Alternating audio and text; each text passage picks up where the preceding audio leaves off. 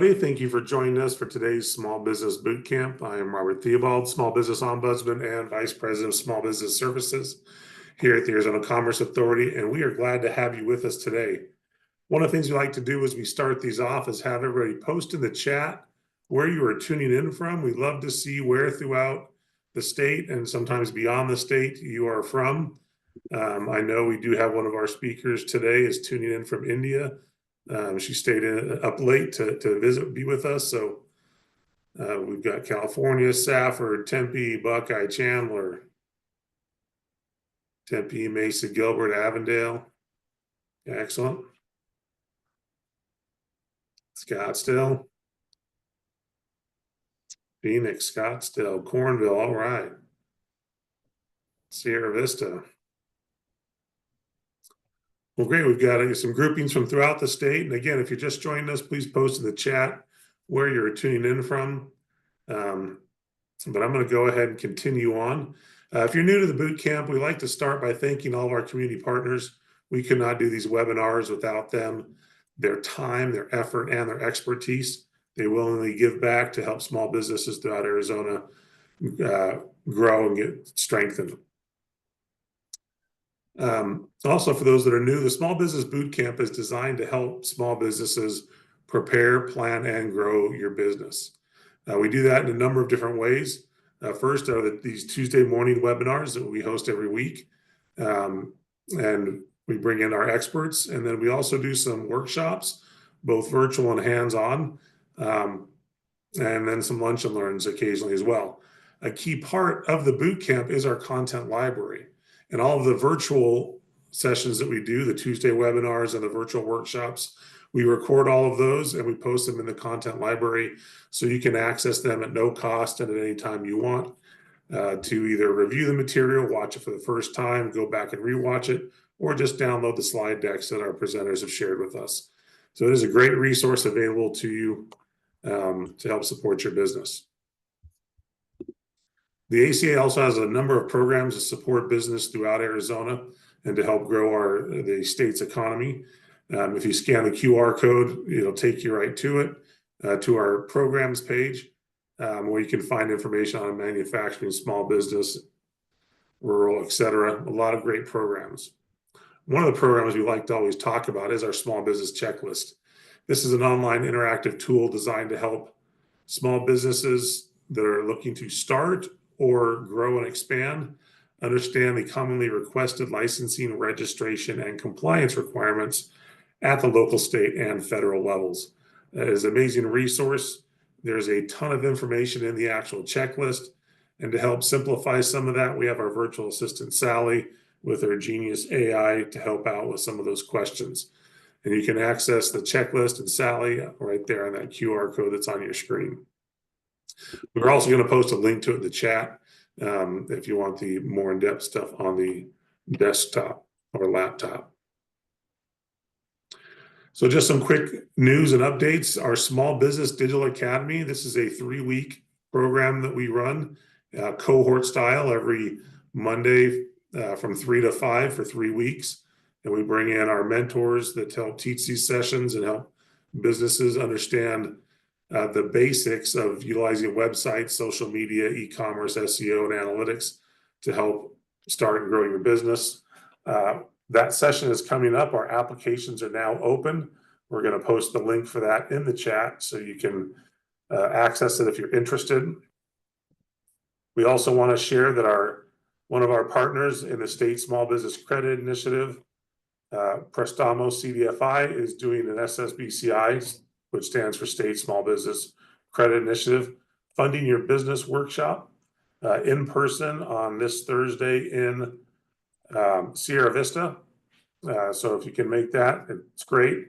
We're going to post a link for it in the chat, and then you can also find other in-person and virtual workshops on this topic that Prestamos is doing as part of our SSBCI Technical Assistance Program.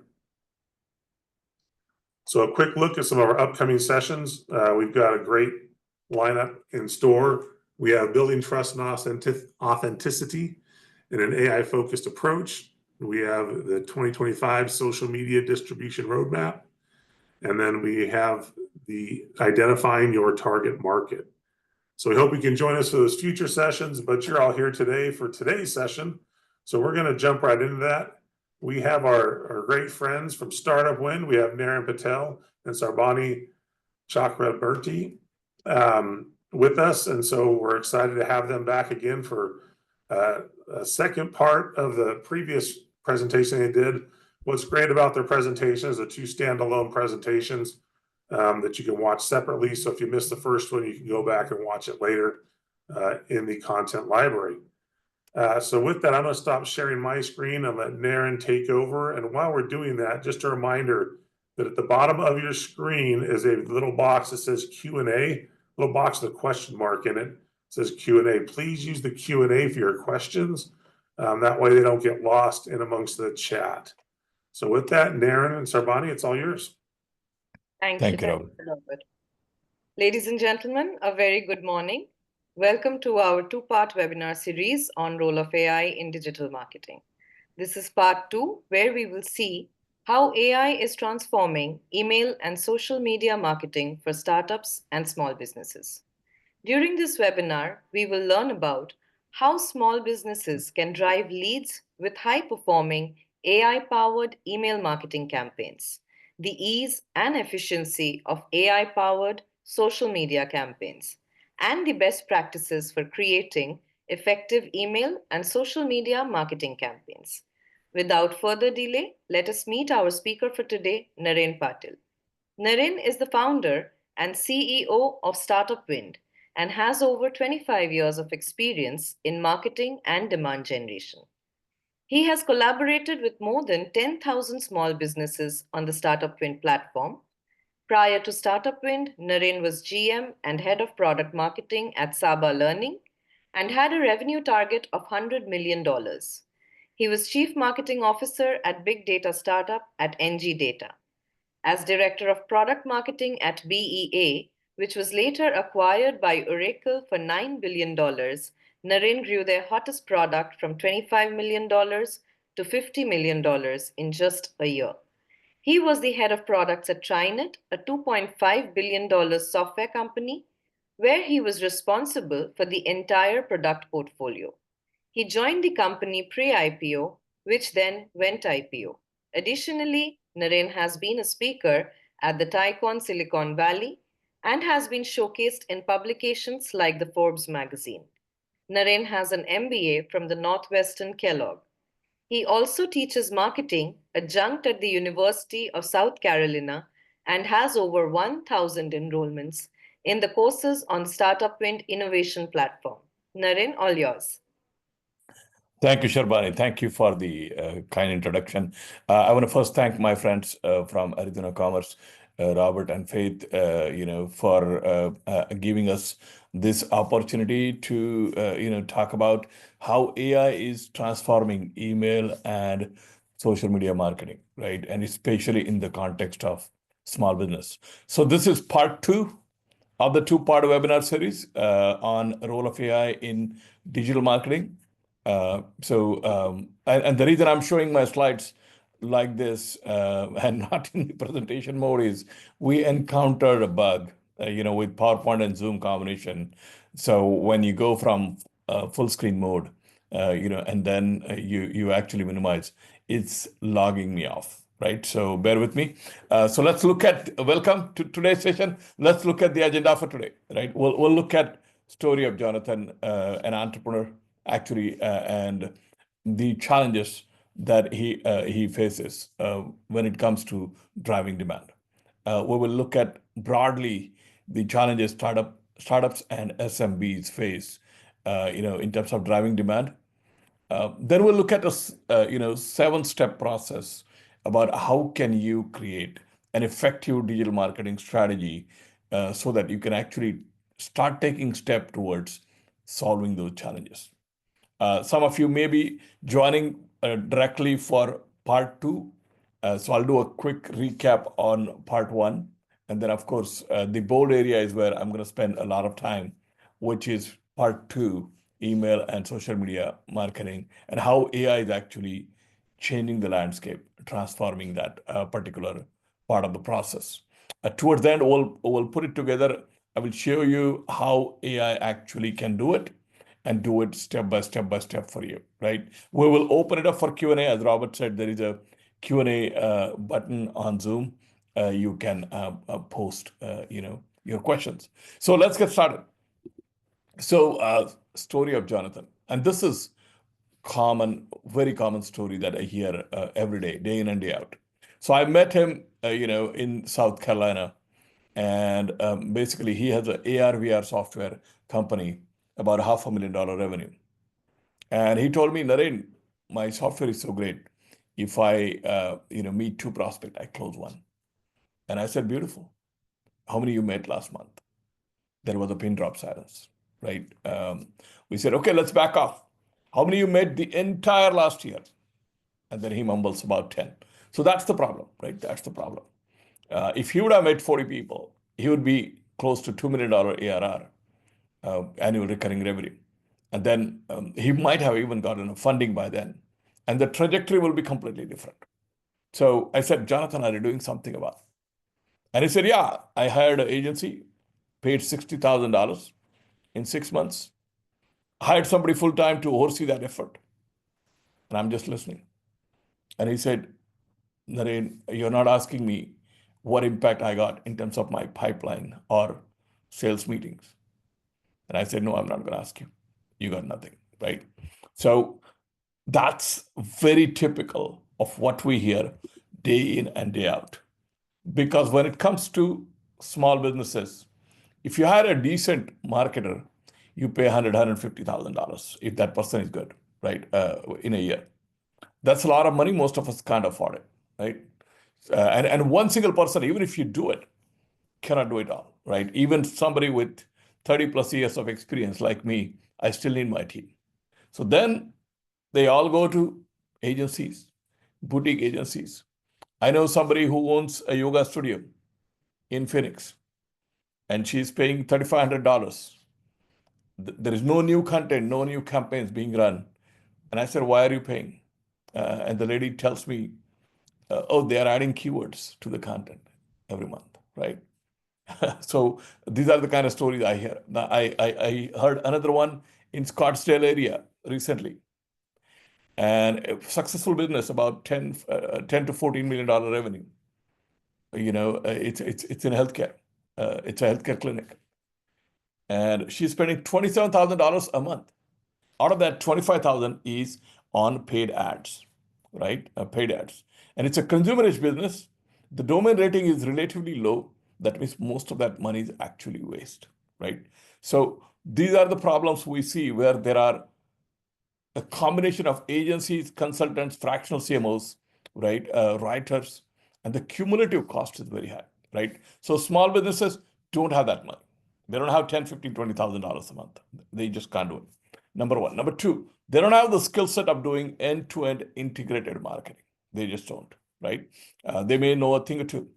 And the third thing is they don't have time. They are already wearing dozen hats, right? And so what do we do? So first of all, when you hire these consultants or agencies, at least how do we make sure we're able to hold them accountable, right? Unless we know it ourselves to a reasonable level, we won't. So let's look at the 7th step to create your digital marketing strategy and then intelligently have that ability to hold people accountable to get the results that you want to begin with, right? So 7 steps. It all starts with the buyer persona. Who is your buyer? Who is your ideal customer profile? What are their needs, wants, aspirations, goals, feelings, right? Common attributes. You need all of that information, right? Because the more you know about your buyer, the better you can target. Now, once you know your ideal customer persona, then you need to find a segment. That means you need to find more buyers like those, right? For example, let's call your buyer persona as Ashley, for example, right? If it is Ashley, you need more Ashleys so that you actually have a market to go after. And the market has to be large enough, but also reachable and focused enough. So they all behave in a similar manner. They have similar goals, needs, wants, feelings, common attributes, right? That's the segment.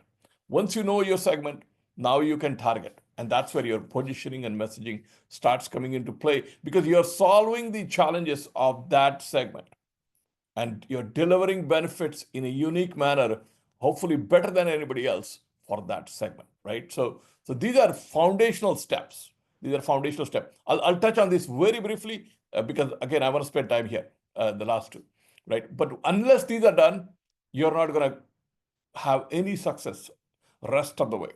Now, once you have that, now you need content, because you need to stand out from all the noise. And for that, you need great content, right? Great content that is telling story, right? So that's where your blogging and content strategy comes into play. And then that content needs to be discoverable by Google. So you need on-page SEO or technical SEO so that Google makes sense of that content, right? So now you have great content. You got all the foundational elements done. You have great content coming on your website. But as a small business, you almost always have very low domain rating, few exceptions. And those are really far and few, right? You almost always have low domain rating. That means your great content is going to sit on shelf. You're going to get very little traffic. So how do we drive traffic, right? That's where your email, social media, and drip nurture campaigns will come handy, where you will run campaigns based upon that great content you created and drive people to your website, right? Instead of organically waiting 6, 9, 12 months or more, right? You're going to actually force that issue where people are coming because of your great content, right? Through these campaigns. And this is where I'm going to spend bulk of my time. We covered most of these in part one. I will quickly recap and then we'll keep going, right? So again, buyer persona, let's look at very briefly. You need to know their demographic information, right? Their needs, wants, feelings, their fears, their common objections, right? Challenges. What are the attributes that are very, very common for that particular segment, right? So you are forming a very clear understanding of who your ideal buyer persona or characteristic buyer is. And you can do that very quickly by doing about 15, 20 one-on-one customer interviews, right? That's one of the techniques we covered in part one. So this is an example of a buyer persona, Petra. She's a 29-year-old single woman, works for Fortune, lives in New York, Lower East, right? Very ambitious, works really hard, training for marathon, want to do blockchain certificate, want to travel to Europe, who need to spend time on the stuff that she needs to spend on. So it starts giving you a pretty good idea about what Petra, your characteristic buyer, looks like, right? So that's how you form your buyer persona. And then you need to find that segment, right? A segment is what? A group of people or a group of companies that behave similarly. They have the common needs, wants, feelings, aspirations, attributes, right? They all behave relatively very similarly, right? That's what you're looking, because that's the segment you can target. Even big companies like Apple, they don't target everybody, right? In the smartphone market, they target people who are high incomer and people who are aspirers, who aspire to have certain lifestyle, right? Who aspire to have certain lifestyle. Once you have that, you need to do positioning and messaging that is unique. What happens when your positioning is not unique? You're me too. What happens when you're me too? There is price war. And then what happens? Then the profitability for you and your segment or your industry is destroyed. Simple, right? So Michael Porter, management guru, what does he say? There are only two ways to compete. You can either be cheap or different, right? You can either be cheap or different. So focus on those couple of unique and sustainable differentiators that deliver maximum value. Now, you could be cost effective because you have an algorithm or you have a unique process, right? That's not cheap. That's being different, right? Because you have some process or some algorithm or some way of doing stuff that others cannot replicate, right? So this is one example I'll give in my, part one. We have a couple of examples. Here I'm going to do just one example, right? And what you have to do is you have to fill in the blank for your company, right? And your segments here. The green text and red text you're going to fill in for your business. And that will help you create a positioning statement very, very clearly, right? So here for the segment, in this case, for foodies in New York City. That's the segment, right? In the name of the business, Virida Dhaba is what? What is it? The category. The category is Indian restaurants, which provides what benefits? It provides mouth-watering roadside Punjabi food, right? Unlike, like you're now going into how it is different. Unlike most Indian restaurants in New York City, Virida Dhaba provides delicious food by a Michelin star team at an affordable price. Nobody can beat that, right? Nobody can beat that. There are hardly 2 or 3 Indian chefs in the US who are Michelin star, right? So if you could do that and do that at normal restaurant price in New York, nobody can put their name here. For example, Bengal Tiger cannot put their name here and say this will ring true, right? That's unique, differentiated positioning. So the litmus test, if you are Me Too or not, is put your competitor's name and see if it rings true. And if it does, then you got to change something, right? You got to make sure you really find that differentiator that delivers maximum business value. Again, you can copy this template and create your own positioning in about 10, 15 minutes, right? That's an example. So now once you have that, you need now content. Your foundation is ready. You know your segment, you know your buyer persona, you know your positioning, right? Now you how to create content, because that's what is drive interest. That's what is going to separate you from rest of the other crowd, right? An isolated article or content here and there is not just a drop in a bucket, but it's a drop in the ocean, right? What you need is the depth and the breadth of the content, which will start showcasing Google as well as to humans, right, to your audience, that you have subject matter expertise in this particular matter. And so you need a proper content and blogging strategy where you have a topic cluster, you have a main topic in the middle, and then subtopics around it. And they're all interlinked. They're all interlinked so that actually that starts demonstrating the strength. Then you will have the pillar page, which is the central one, and then you have subtopic pages, and then you have that depth and the breadth of the content. Of course, you still need the on-page SEO so that Google can make sense of your content, right? Otherwise, it's not going to bubble up. And then last but not the least, even if you have great content, and depth and breadth, it takes a long time to start building the domain authority. So you need to also start working on building the domain authority, right? Now you have a strategy. How do you create great content, right? Stories are important. Stories resonate 27 times better than just facts because they touch our heart, right? What does Mother Teresa say?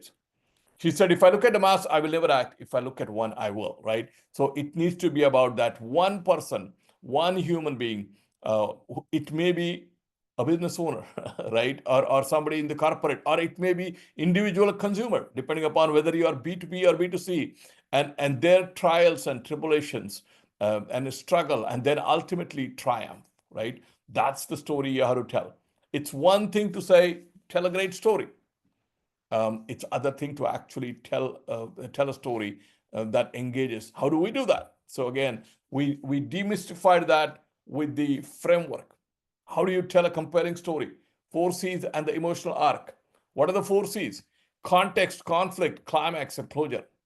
And you may have all 4 C's, but the emotional arc may be flat and it still will not work. So you also need that emotional arc.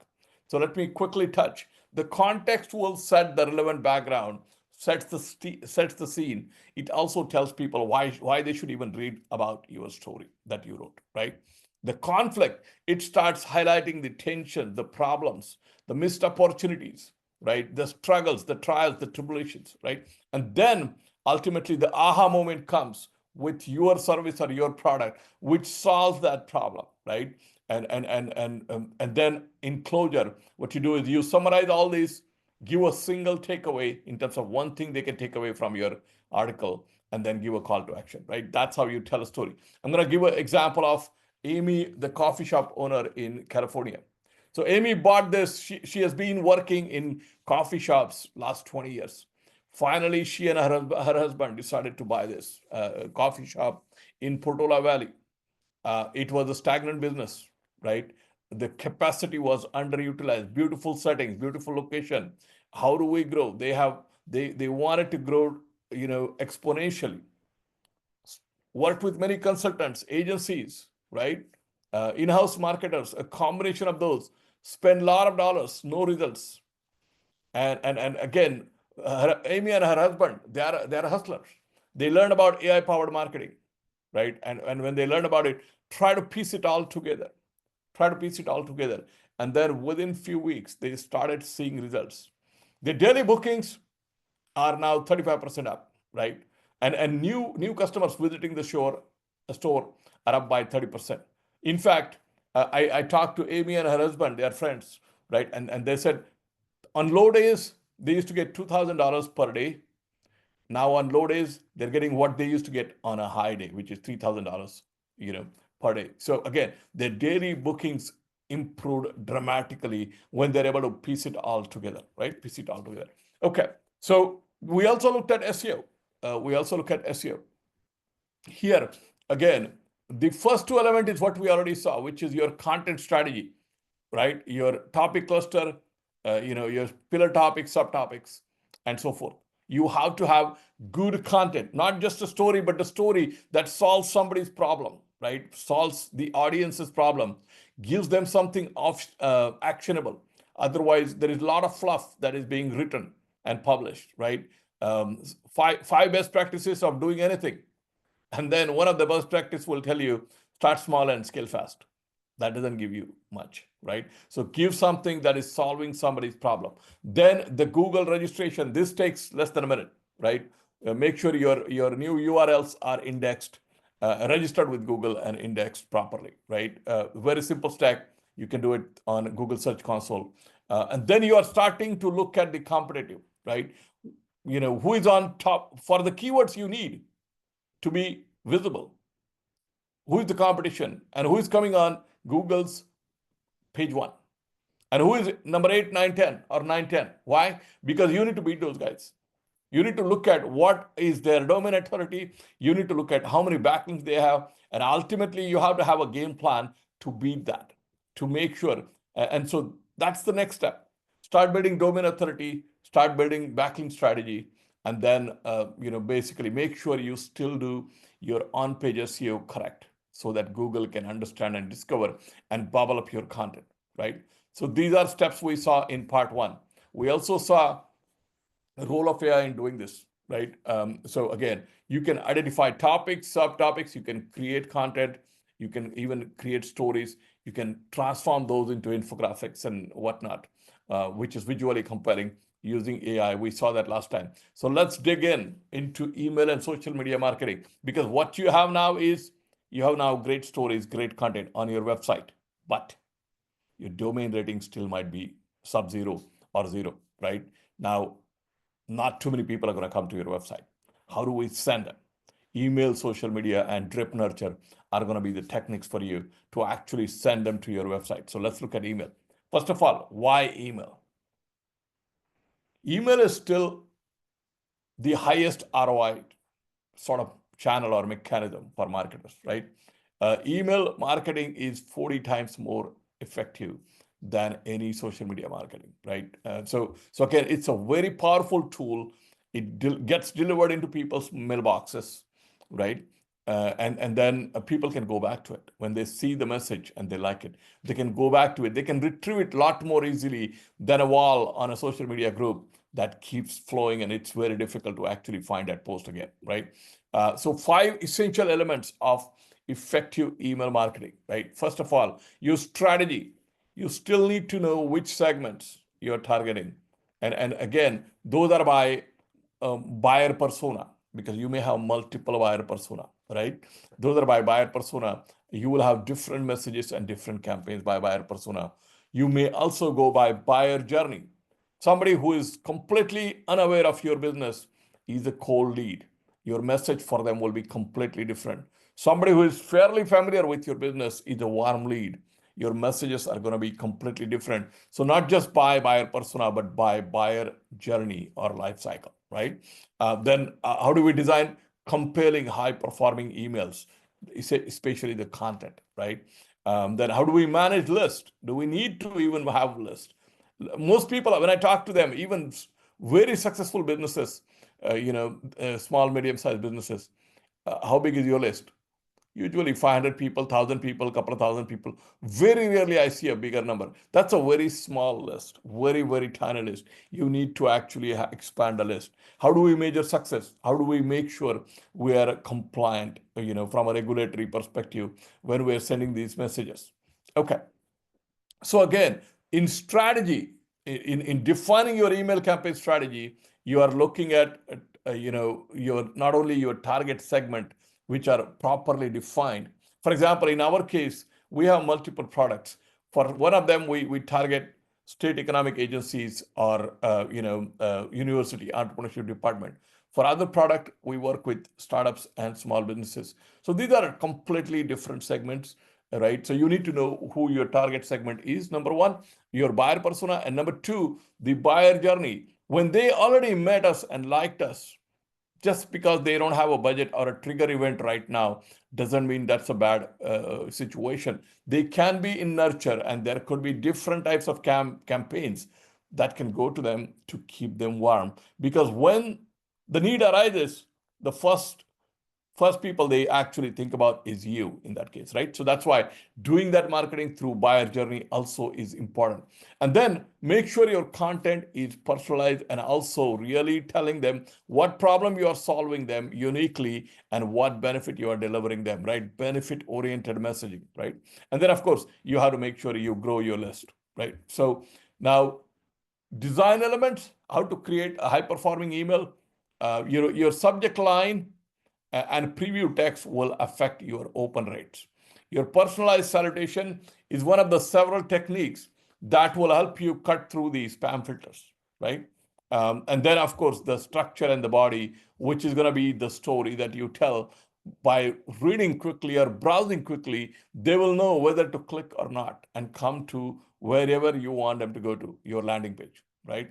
So these are some elements. You need to have a single call to action instead of multiple call to action and then confusing people. And then you need the compliance footer to be compliant with, the Can Spam Act. Again, some examples of visual infographics, which will tell a story, same message, right? Tell a story.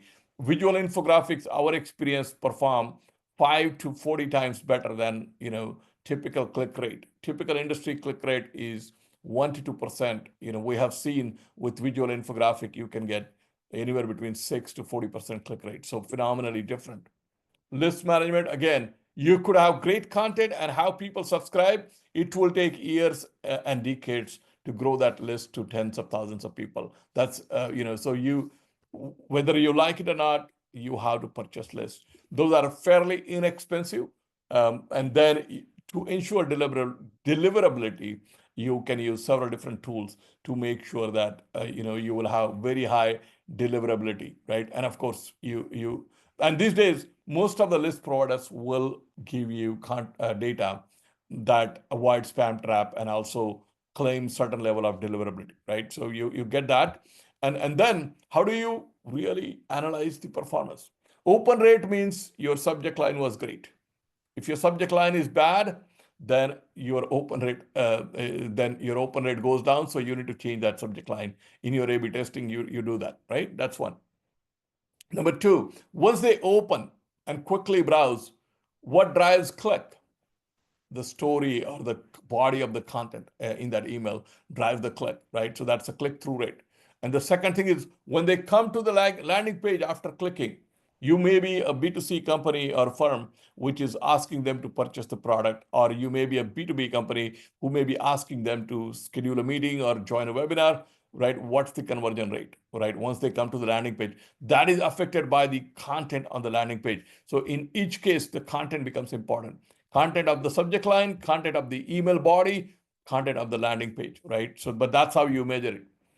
Again, Can Spam Act, most email tools come equipped with this, right? As long as you enter the right information, right? But this law requires you can market to anybody as long as you have those email addresses, as long as you have the unsubscribe button, one single unsubscribe. If they send you email, stop, take me out, then honor those. Even though you gave them unsubscribe button, not everybody is going to actually use that, right? And then provide contact information. If somebody wants to reach you out, your contact number, email, and information should be there. That's the requirement of the Can Spam Act, right? And so what does AI do differently? You can create email copies. You can create subject line with high emotional marketing value score so that your open rate is high. You can create multiple copies for A/B testing. You can even create visual infographics using AI, because content creation takes tremendous amount of time, right? And so for every step in the marketing that I'm describing so far, using AI actually can dramatically reduce that. And I'll show you an example towards the end, right?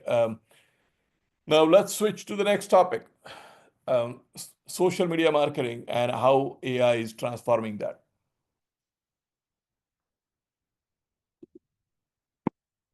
So 6 steps, right? 6 steps. I mean, most people I know, right, small, medium businesses and startups, they will create their post on and off, and they will post on their wall or their company wall. And of course, they will get some likes. You get that, happiness, short-lived happiness for some time. But really, it's going to people who already know you or people who are following you. You're not expanding your audience, right? So you have to go where those people are, find those groups where these people are, and post those. It's very simple, right? Then right platform, depending upon what type of product you are selling or service you are selling, you have to find the right platform, whether it's TikTok or LinkedIn or Instagram or whatnot, right? Then you may already be doing other marketing activity, like you may be publishing blogs or articles, you may have customer testimonials, you may be doing email campaigns and so forth. All of this great content is getting generated. What you need is a subset of that and keep posting on the social media, and you actually are able to leverage those efforts instead of trying to recreate stuff, right? So aligning with your integrated marketing campaigns actually is a very simple way to generate derivative content, which is oftentimes subset of what you are already doing, right? How do we create effective posts? We'll briefly look at it. And then consistency in social media. Even if you post every single day, it's fine, right? Email, you cannot send somebody email every single day. They're going to really get annoyed, right? So anyway, let's keep going. So for example, go where the audience is. So we work with startups and small businesses. There are many startups groups which will have 500, 600, 800,000 people, right? A lot of people. Subscribe to those groups, go post it, on a regular basis. Make sure you're solving somebody's problem so that they are not annoyed by it, right? And make sure you're tagging influencers and also proper hashtags so that you're expanding your reach even beyond that, right? This takes, even if you have a dozen groups and if you have content ready to copy paste, this should not take more than 30 minutes a week. Very simple, right? And of course, by the demographic, you choose the right platform. For really younger people, YouTube, TikTok kind of works. B2B LinkedIn is kind of the de facto at this point. And then, of course, there is in between, right? So choose the right platforms and then align with your integrated marketing campaigns. You may already be doing a lot of things. You may have testimonials. We have a lot of people who have testimonials. You use those to create a social media post and keep sending it out, right? Similarly, you may be writing an article or case study or success story. All of this can be actually pushed out, with very little effort, right? Now, how do we create effective post? Again, benefit-oriented messages, focus on solving somebody's problem and telling them exactly how you do it, but in a very simple manner, right? And then of course, the right visual effects and images, and using the proper hashtags and the call to action will get you to create effective social media posts. Now, consistent posting to build the awareness. How often shall we do it? 2 to 4 times is not bad. Even if you do every single day, that's fine. As long as, again, there is as long as here, right? As long as you have content variability. and the content is interesting and variable. It's not the same stuff you're posting every single day, right? We go to whichever social media we use for personal or professional, whether it's Facebook or Insta, depending upon the age group, right? Or LinkedIn. What drives us there is the content variability. If we see same stale content every single day, we're not going to go there, right? So the content variability becomes very important. You could be posting blogs, you could be posting short videos, ebooks, webinars, infographics, success stories, testimonials, right? The content variability matters here, right? That's the second key element here about consistent posting. Relevance. Are you solving somebody's problem and offering solution, right? And then last but not least, going to those groups and posting it religiously, right? So these are the things that will help you build awareness. Now, what role AI can play, especially for content creation, right? Content takes a long time.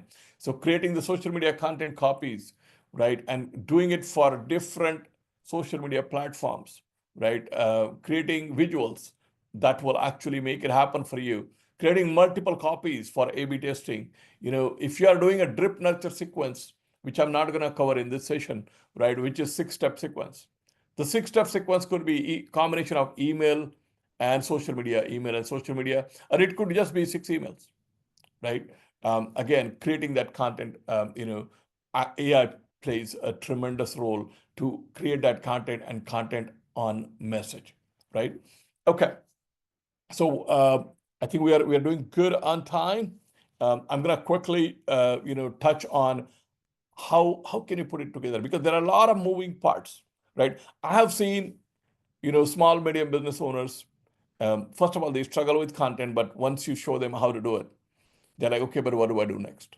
What do I do with this content, right? Maybe I post here and there, but it's not giving me any leads. They don't know the end-to-end systematic process to drive demand. And that's what I'm going to highlight on, right? Basically, what I'm telling you is, first of all, it starts with your strategy and messaging, right? You have to have unique and differentiated messaging and positioning, which we talked about. Without that, what happens is your content is me too, right? Your content is, for lack of a better word, maybe even boring, right? And so one is that strategy and messaging that is unique and differentiated. You need that. Then what you need is, this is how an ideal solution might look like, right? And then what you do is you create a lot of high quality content, which is align with the differentiator of your business, right? Align with the differentiators of your business and what you stand for, and which is also telling stories, because stories resonate 27 times better, right? Stories resonate 27 times better. And then, you start producing great content, which is aligned with your unique positioning of your business. And the great content is on our website. So people will write a blog or so once in a while. They will publish once in a while, and nothing happened to me. What do I do? You need to do it consistently. For example, the freshness matters. But then, to that great content which is sitting on shelf, when your domain rating is low, you need to run campaigns, right? So you need to run email, social media, and nurture campaigns for them. Otherwise, people say, yeah, I got the content, I posted it. What do I do next? You need to run campaigns based upon that, right? And so for the campaigns also, you need content. You need email copy, you need social media copy, you need nurture content, right? And if you are B2B, then if you do all of these steps in a like a machine, then what happens is, in a B2B context, you start getting qualified leads, because people who are going to respond to multiple campaigns you are sending, they are showing consistent interest. That means they are qualified, right? That's one. If you're B2C, it's going to send people who are interested to your shopping cart or to your store, right? So it's going to increase the traffic to your website. It's also going to increase the foot traffic, right? Like the coffee shop owner, she saw a 30% increase in foot traffic once she started using AI, and using AI in a way where it is actually an end-to-end integrated marketing strategy, right? So I'm going to show you a quick demo. It's not about a particular technology. It's about how AI can do it. And then I will wrap, right? So basically, this is one technology. There are many others, I'm sure, are available. So here, the marketer can come here and create blogs or long form content like marketing collateral. Then based upon that, because content creation takes time, it takes weeks, if not more, for people to write articles, and that too compelling articles. It can be done in minutes, right? Then based upon that, you create derivative content, because you don't want your great content to sit on the website. You want people to come to that, right? You want people to come to that. So you will create content for email, social media, and also marketing sequences, right? So for example, let's talk about creating blogs, right? You will choose how you want to do it. What is your goal? And then your messaging and positioning will be fed, usually should be fed into whatever AI you are using. So in this case, depending upon which company and their messaging, the AI will know what this business cares about. This business cares about digital marketing, right? So they then give suggestions on the pillar topics. The AI gives suggestions on pillar topics. Then in that case, for that pillar topic, what could be the subtopics? Because you are forming that cluster that we talked about. So blogging, SEO, email marketing, paid search could be that, different subtopics. And then you go and then AI will give you suggestions on keywords. And then AI will also give you suggestions on long tail keywords. And then once you are done, you actually are ready to create the content, right? And in that case, you're not going to create a single article. You're going to create the pillar article, but also subtopic articles in one go. Most small medium business owners to write 4 or 5 articles in a year, many of them don't even do 2, right? And then it generates the content, right? So basically, it generates the entire cluster, which could have taken the year for doing 4 or 5 finished products. And so here, you have the main topic, blog, you have the subtopic blog, and so forth. And then that gets, then you or your team or somebody can actually humanize it if you want, or somebody who you might be working with, and that gets published. That gets published, which is telling a story, right? Which is telling a story of struggle of a particular person, her struggle, her trials, her tribulations, and then ultimately her triumph, right? It's telling that. So now you have great content, right? You have great content. How do we now send people there? So you need to go and say, you know what, I need to now take this content and create email copy so that I can send email campaign. And then you select that great content, whichever you want, whichever the article you wrote, right? And you're going to say, okay, I'm going to go. And it will also, AI will give you suggestions on the subject line and the EMV score, emotional marketing value, so that your open rate is high. And then you're going to go, I will skip the visuals. And then ultimately, you will give call to action and few basic information, and you will create that content copy with the right subject line, right preview text, so that your open rate is high, right email body, and a call to action, right? And then this, you can transform using AI into a visually compelling infographic that goes through email campaign, telling the story of that persona, Daphne, and how her problems are solved. Because our observation is, instead of the industry standard 1 to 2% click rates, the visual story actually gives you click rate 6 to 40%. Dramatically higher, right? So your throughput starts increasing dramatically. Same thing you can do for social media. If you're B2B, you will do LinkedIn.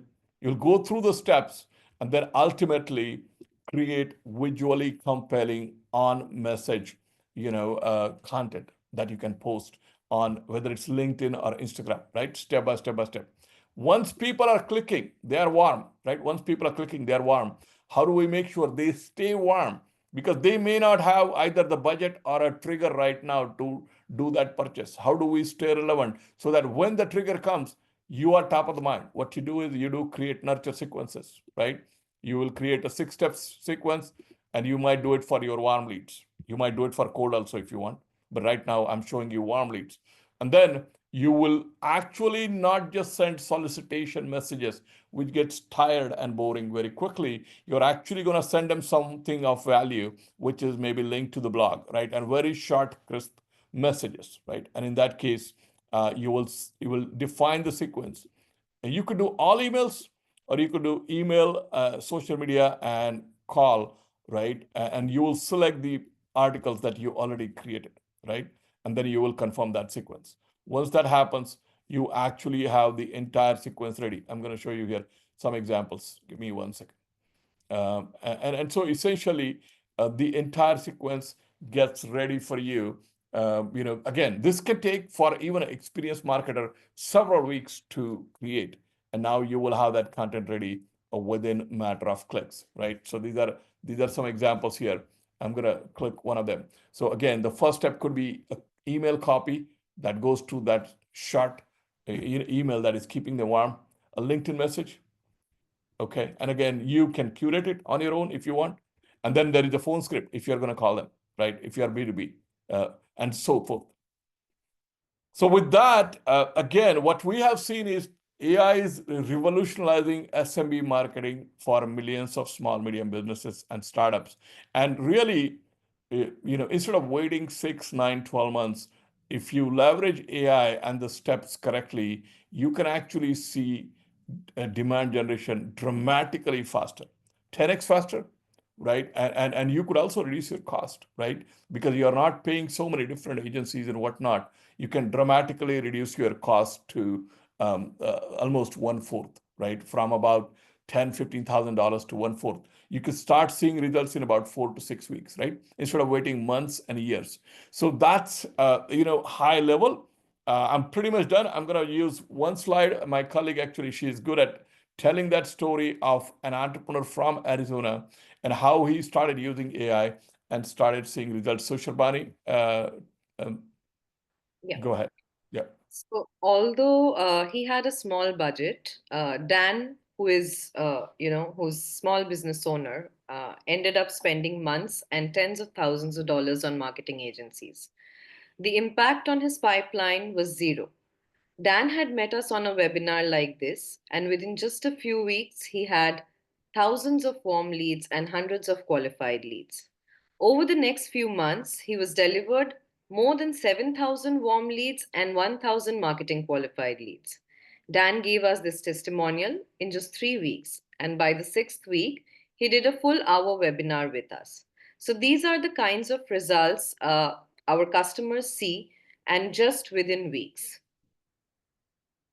Okay, so with that, I'm going to open it up for questions. I want to again thank Faith and Robert for doing this and moderating this. So I'm going to open it up for questions, and then we'll take it from there. So Naren, I have a quick question.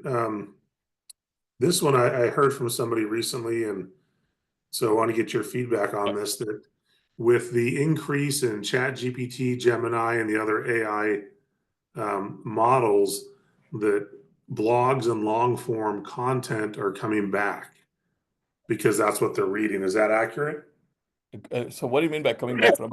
Can you double click on that? I'm sorry, what was that? Coming bad or coming back? Coming back. That people are starting to use them more because it's searching the blogs and the long form content more than keywords. So if your question is, how do we, are you asking, how do we ensure the quality of that content is, intact or high? Is that what you're asking? Well, should we just start doing it more because of the way that the AI engines read the I hear material? you. Yeah. So there are multiple ways to do it, right? So if you have paid subscription and if you use that for some of these tools, using your own private sandbox, which uses APIs and whatnot, then legally they are actually not allowed to use your content, right, to train their models. If you just go to chatgpt.com and then paste some stuff and then get content back, they will definitely use it to train their model, right? So yeah, it can come back like that. But really the key is about, Robert, really making sure you have first the right messaging for the right segment and right buyer persona. Once that is there, the next key is the prompts and the prompt engineering, how intelligent the prompts are, because you're going to get what you ask, right? It's an age-old question, even before AI, where you talk to any larger company business executive, and the real question, even when people used to talk about analytics, was, but what does the business really want to know, right? Same thing here. The prompt engineering becomes very, very important. The messaging becomes very important. Otherwise, without that, you're going to get content which is very, very generic. Also, the prompt and ability of the prompt to basically get a story out of it becomes very, very important. And last but not the least, towards the end, the human element is still needed, whereby you need that expertise to make sure the AI is not hallucinating there, or stating some inaccurate information, right? So it's a combination of all those things which will continue to make sure your content is different and compelling every single time you do it. And you need a topic variety, subtopic variety as well, right? Being able to identify those right topic cluster also becomes very, very critical. Did that answer the question, Robert? Yeah, that was helpful. Thank you. Yeah. We have another question in here, and there's a couple of them, so I'm going to combine it into one. Yep. What CRMs or tools, AI tools, do you recommend for new businesses with very, very limited budgets? So, Robert, this is a fastball right in the middle, right? Don't beat me up for this. I'm just kidding. No, but again, I'll still be generic here. Look, there is what we call it AI tools galore, right? AI tools galore. Our experience of working with small, medium-sized businesses is actually not only they don't know these tools, they don't want to know. They care about the outcome. That's the problem. They want to get from point A to point B. They want to get to basically, I'm getting this level of pipeline. How can I double or triple that? I'm at $1 million or $5 million revenue, and how do I grow 20% from there, right? That's what they are looking for. They're looking for the outcome, and they don't have the end-to-end marketing expertise or integrated marketing expertise. So to couple AI, you need that end-to-end marketing expertise. That's the only high-level answer I'll give. The challenges with some of the tools that you will see, there may be tools which will say we will create blogs. The challenge with that is they have no context of your business. They don't understand your business. They don't understand the messaging for your business. And so the content is going to come very generic. Same thing, people will go on any email sending tools and they say they have AI. They have AI to really form nice language, right? And maybe tone, but they don't know your messaging. They don't know your story. They don't know the compelling stories you may have. And that becomes the challenge. That does not solve the problem for people. That's why you need solutions, which actually understands your business, has the right messaging, creates the content very specific to that, and also knows what to do with that content to ultimately get to the outcome. So that's what we see, Robert. I didn't want to be too obvious, right? But yeah, that's how you do it. Excellent, thank you. Well, we are right at time. So Naren and Sarbani, I want to thank you for being with us today. I want to thank all of our participants for being with us. And I hope you enjoyed this session. Again, Naren's contact information is there on the screen. We'll leave it up here for a second. It's also in the chat if you want to reach out for more information. But again, I want to thank everybody for being with us. We hope to see you next Tuesday on our next boot camp. Until then, everybody have a great week, and we will see you soon. Thank you. Thank you, Robert and Faith, and thank you, everybody. Happy to, respond if you send me an email or, my Calendly is also there. Thank you, Robert. Thank you, Faith. Thanks. Thank you.